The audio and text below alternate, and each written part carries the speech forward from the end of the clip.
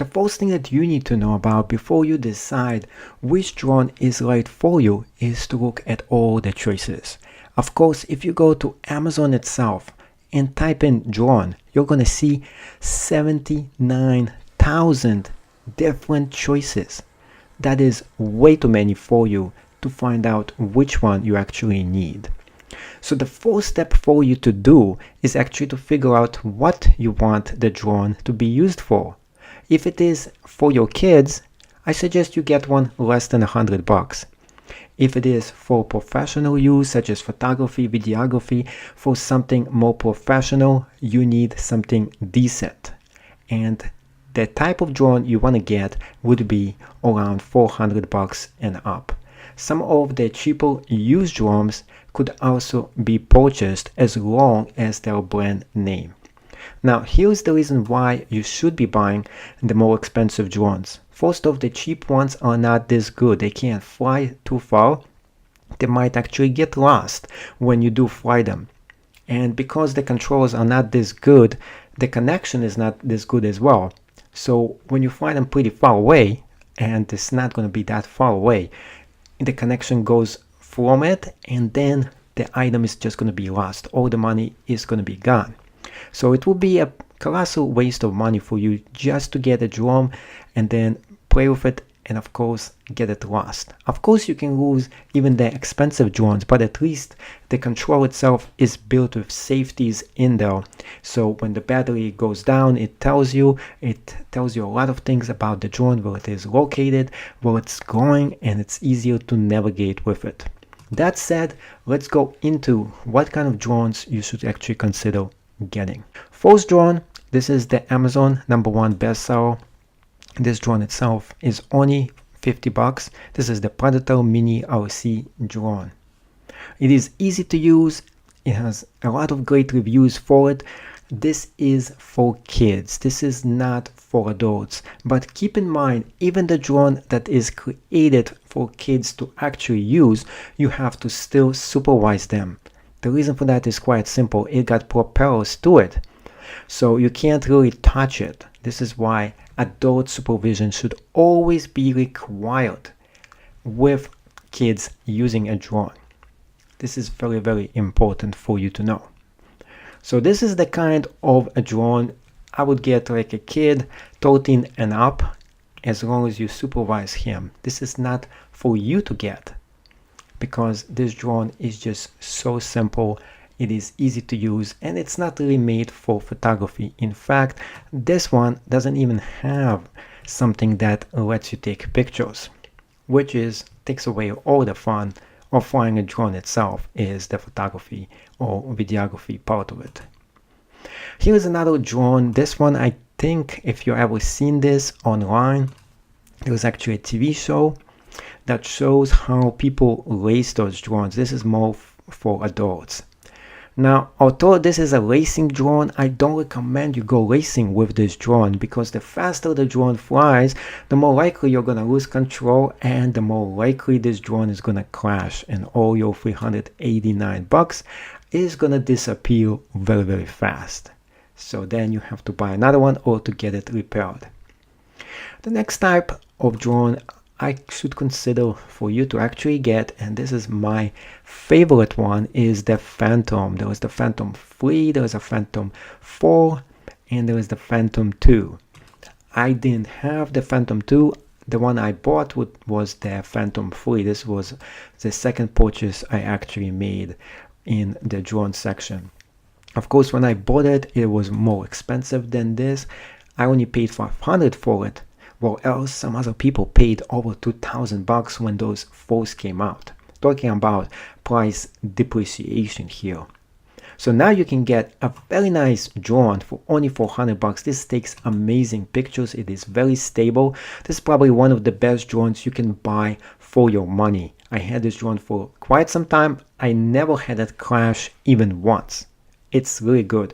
In fact, if it hits part of the branches in the tree, it actually gave them a haircut instead of the drone itself falling down and breaking. So it was a very decent drone. I like how it flew and everything. It was very nice. you can have the videography section of it where you can take videos, you can take even sky pictures, and it is very easy to control and use. I totally recommend you to get it. If you're just starting out with a drone, this is probably the best one for you to get, and I recommend for you to get the DJI Free. This is one of the best companies out there that makes drones as well. Another drone you can potentially get, and this is the first one I actually had and I experimented with it, was the Parrot Bebop 2.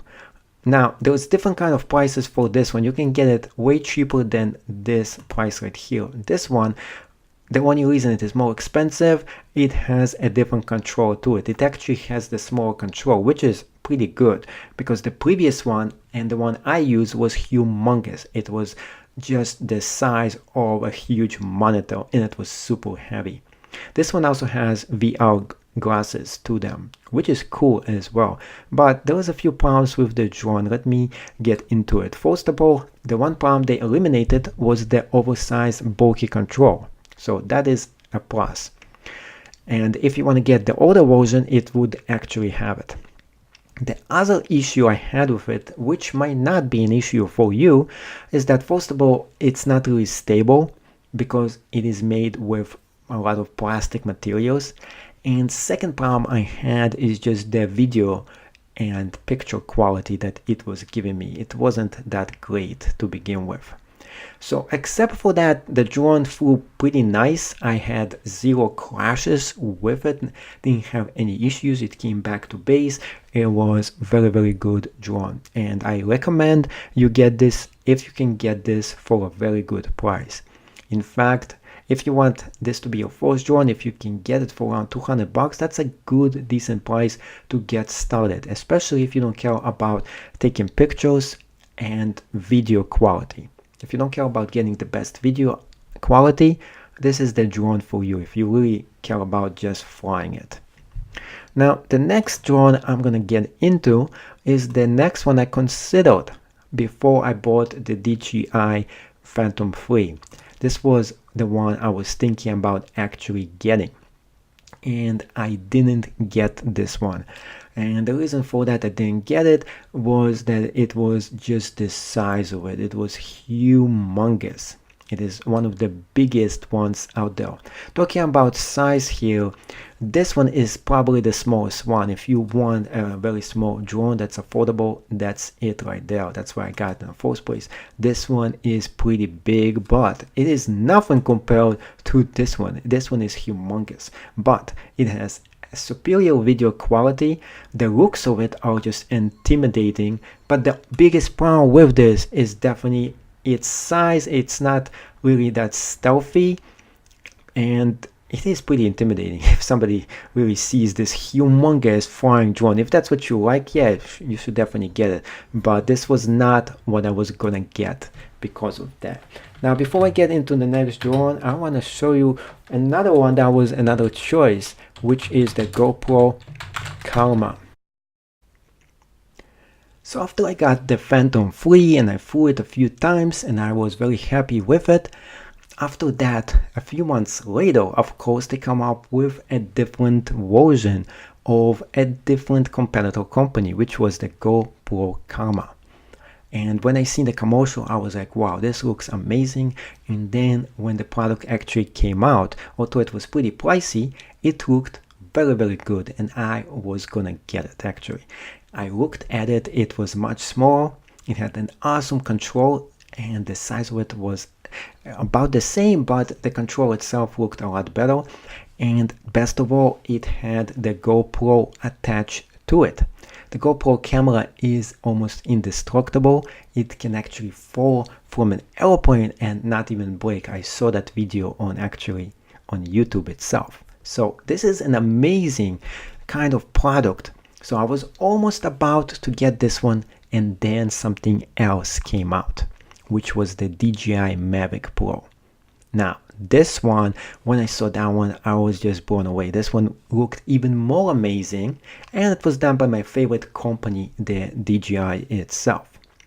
So that said, I had two different choices to make between the GoPro Karma and the DJI Mavic. Eventually I decided to go for the Mavic because this one right here was a bit more expensive and you had to have the GoPro that is attached to it. Unfortunately, what happened with this camera and the GoPro itself, the company, when they came out with the camera, it started to have issues and they were just losing battery power and they were dropping from the up there. So you would like fly it up and then automatically it would drop to the ground and get destroyed. So they had to recall every single unit of the GoPro camera. That's why they recalled every single one of them and refunded back the owners the money, which actually meant that if I actually had this, I wouldn't be able to fly it anyway because it was recalled. So that's what happened with GoPro camera. But when I looked at both of them, I eventually decided to get the Mavic itself. So when I got this was a beauty. It is a workout. It took me almost a month to actually get it. And the funny thing is, the first day I got it, I went in and I flew this item and of course it crashed.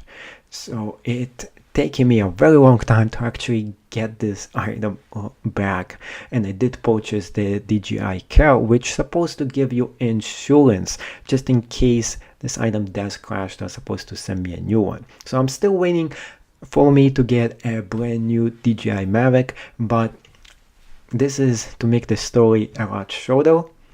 I really suggest for you to study, find exactly what you want, look at YouTube videos and check the rest of this course out before you decide which one and which kind of drone is right for you to get. And make sure it is within your budget, because those things do clash, and when they do clash, you might have to put more cash either into fixing it or getting a new one.